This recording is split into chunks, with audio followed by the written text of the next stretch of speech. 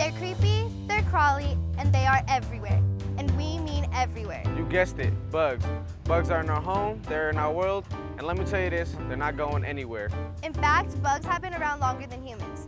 Hello, and welcome to CU Science Update. My name is Dena GURATOR. Hi, my name is Mohammed Babakar, and today we're going to take you to an adventure of the world of bugs and the roles they play in our lives, both past and present. By the end of this adventure, you'll be fascinated about all the amazing information about bugs. People are usually grossed out by these mini menaces. They are scary and basically bug us. I don't like them in my house, I can tell you that much. I don't like gross bugs, but I like pretty bugs. Sort of like crawling all over the place, and I could just picture them like crawling on me in my sleep. But there are a few people who are at peace and don't mind having these creepy critters around. What do you feel about bugs? Bugs are beautiful creatures. I like bugs You do? Why do you like bugs? because there's so many different kinds of them. I like beetles. Yeah, maybe like a beetle. I don't know what kind. Insects have been the subject of many movies. Mostly scary ones. Despite the bad reputation that follows them, bugs are really helpful. Every bug plays a role in this world, some more than others. Bees make honey, spiders keep the population in check, they all have their own job. Another role bugs play in our lives is one not many people even know about or take time to notice. But Cesar Nufio and his team have been listening to the stories that insects are trying to tell us. Well, there's a lot of different questions that we can ask with the grasshoppers. One of the questions that we're looking at is, it's called phenology. It's the timing of when different life history events happen. Grasshoppers are the voice for other bugs. There is no data on butterflies or bees, so we have no idea how they are reacting to the changes in their environment or climate. Grasshoppers are the only bugs that can speak out. The great thing about having really great data about the grasshoppers and what they were doing before and weather station information is we can both see how the weather has changed and or how climate has changed and how the grasshoppers have responded. When I go and I collect grasshoppers at Chautauqua Mesa, they're pretty much hatching and they're turning into adults the same weeks that they were doing that 50 years ago. But if I go in the middle of the mountain, I'm finding that grasshoppers can be hatching and turning into adults anywhere from 2 weeks to a month earlier than they did 50 years ago. By tracking the changes in the grasshoppers, researchers can see how the environment is changing and learn what that means for our future. Climates today are changing, and there's a lot of concern about what Colorado and the rest of the world are going to be like in the future. The University of Colorado's Entomology Department has an impressive collection of specimens to learn from, and it is growing every day. In fact, the department is starting to digitize their collection so it can help researchers, academics, and bug enthusiasts around the world.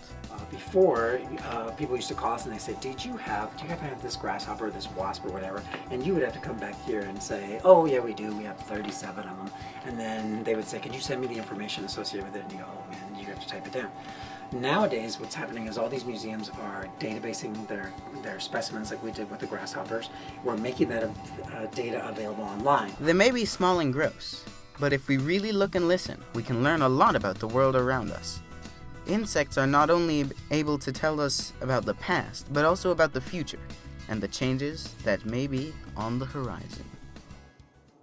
Sleeping just below the surface of the Earth lies a whole storybook of a time long ago, a time where the Earth looked much different than it does today. As humans, we are curious about our past. We want to know where we've been and what came before us. How do we know what the Earth was like millions of years ago? Simple. Just find the clues and the storytellers of the past. Believe it or not, bugs have been telling us stories for many centuries. They tell us what the environment was like in the prehistoric times. Wait, wasn't there a movie about that? Yes, but that's not exactly how it went down. In fact, it's time we got the real story. Once upon a time, in the land right under our feet was this little guy, and that little guy happens to be a wasp. In fossil form, CU has thousands of insect and plant fossils, which are housed underground, in the basement of the museum collections building. Fitting place for fossils, right? Almost all of the information we have about life on this planet before humans walked the earth comes from fossils.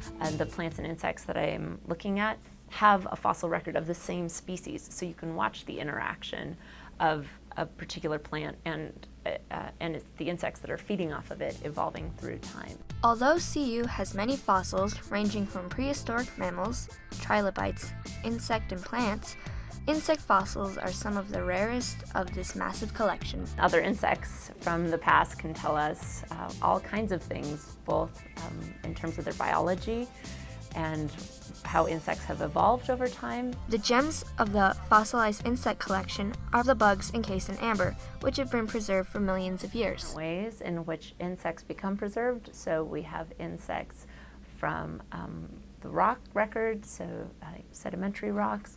We also have them from tar deposits or from amber. So they all need a different kind of care to be able to maintain and preserve them.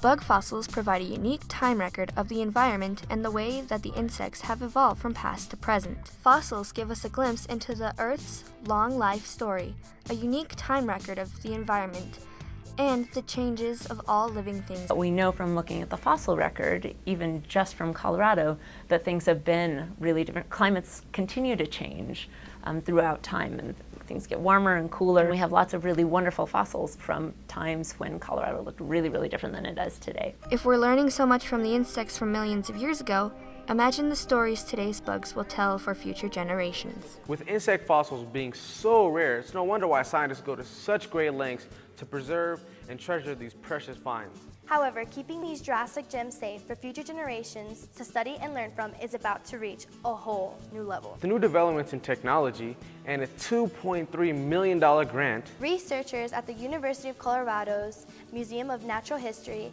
are putting a digital spin on their dead bugs.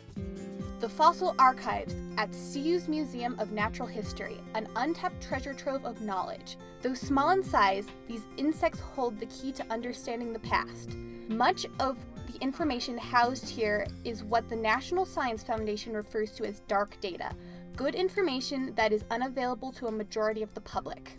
CU's Museum of Natural History, in collaboration with 8 other institutions nationwide, has received a $2.3 million grant from the National Science Foundation to fill this public knowledge black hole. We have 4 years to complete the project, and we'll be digitizing over 500,000 fossil insect specimens, so it's a pretty large-scale effort. The project's goal is to digitalize the fossils stored in archives, like the massive one here on the campus, and make it available all around the country. The mission of museums is to make sure that their collections are well cared for and that people can get to them who need them. So our goal is to have everything, all the images and the associated data available online, open access to anyone who wants to get that information. This will make it much easier for researchers and the general public to gain access to this plethora of information with an online database and maybe someday a mobile application. We are taking images of the specimens and we're also putting up all the data. So all this stuff will be accessible online, on the internet, and people can go in and search this material. Back in 2011, the University of Texas started a project called Digimorph.